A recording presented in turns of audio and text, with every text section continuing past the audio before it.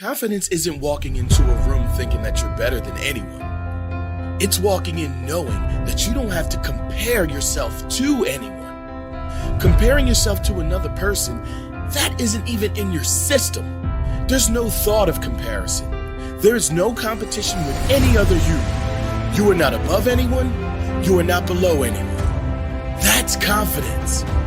When you can get to the place in your life where comparison is dead, where you are good enough, not to others, but to yourself.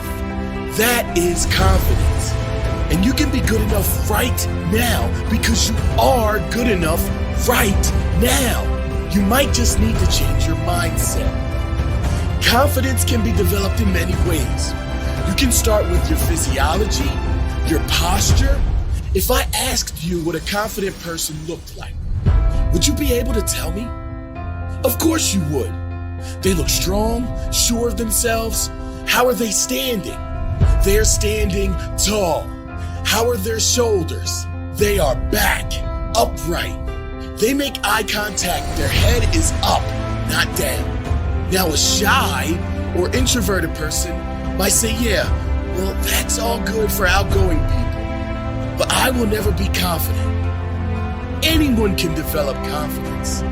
Some might have to work on it harder than others because they've conditioned themselves into a lack of confidence for much of their life. But anyone can develop confidence. Even the majority of shy people have moments where they aren't shy, like around people they trust, maybe family, friends, or their partner. Moments where they can be themselves fully.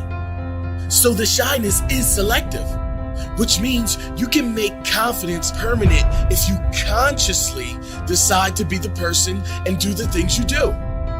Not just around those you trust the most, but all the time.